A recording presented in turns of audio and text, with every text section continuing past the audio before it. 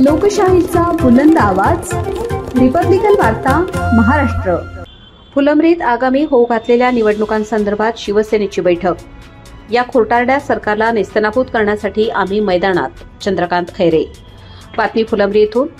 फुलंब्री येथील उद्धव बाळासाहेब ठाकरे संपर्क कार्यालयात शिवसेना नेते चंद्रकांत खैरे यांची येणाऱ्या जिल्हा परिषद, पंचायत समिती, नगरपंचायत निवडणुकीसंदर्भात तालुक्यातील शिवसैनिकांची व कार्यकर्त्यांची बैठक घेतली।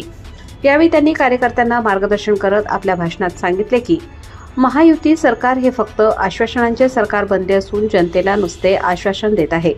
यावर्षी राज्यात मोठ्या प्रमाणात पाऊस झाला, त्यात शेतकऱ्यांचे अतोनात नुकसान झाले। या अतिवृष्टीला बघता सरकारने मोठ्या घोषणाने अतिवृष्टीचे पैसे जाहीर केले, मात्र शेतकऱ्यांच्या हातात अद्याप सुद्धा अतिवृष्टीचे पैसे आले नाहीत। शेतकऱ्यांची दिवाळी गोड न होता कडू झाली आहे।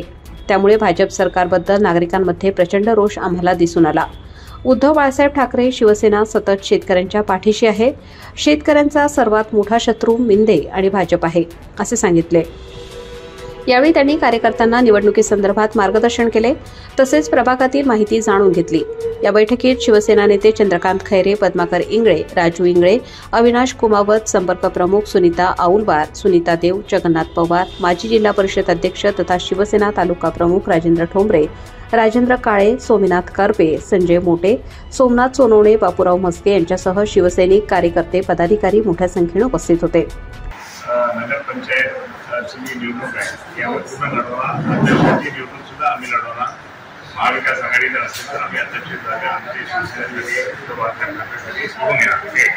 त्याचप्रमाणे बाकीच्या ज्या नगरसेवकांची यादी आहे ती आमच्या राजकारणात, त्याचप्रमाणे बाकी दुसऱ्या सांगितलं तुम्ही जे बसून त्या ठिकाणी जे आणि काँग्रेसवाले असतील किंवा राष्ट्रवादी शरद पवारवाले असतील त्यांना बसून आपल्या ज्या जागा आहेत त्या जागा आपल्या कोणत्या येऊ शकतात त्या जागा आपण घ्यायच्या।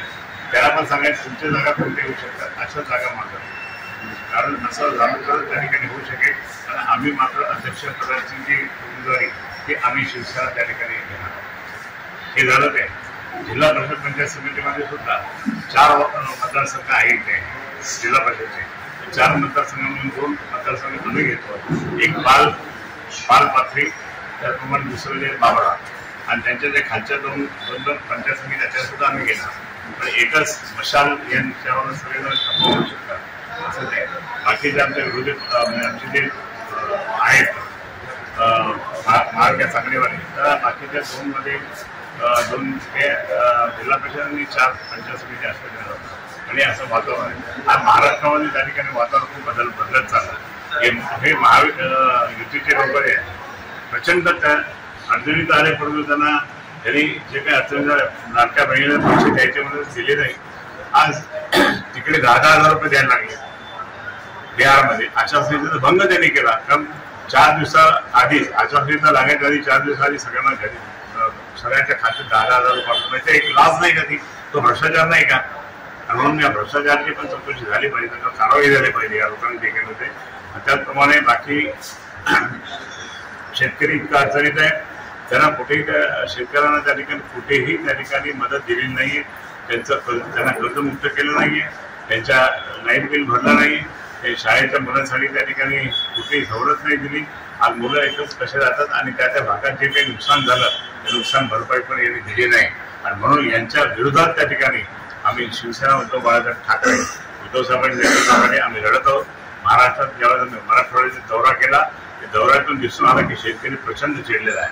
शेतकऱ्यांना काहीच मिळालं नाही। आम्ही विचारलं तुम्हाला मिळालं का, तुम्हाला काहीच मिळालं नाही। खोटं बोलतात आहे, खोटारडं सरकार आहे। खोटारडं सरकारला पूर्णपणे नेस्तनाबूत करण्यासाठी आम्ही सर्वजण मैदानावर उतरलो आहे। महाविकास आणि परत एकदा महाविकास आघाडीचा झेंडा, भगवा झेंडा आपल्या नगरपंचायत, जिल्हा परिषद, पंचायत समिती, महाराष्ट्र प्रमुख। जय हिंद, जय महाराष्ट्र। रिपब्लिकन वार्ता महाराष्ट्र वृत्तवाहिनीसाठी औरंगाबाद मराठवाडा उपसंपादक अकबर शहा।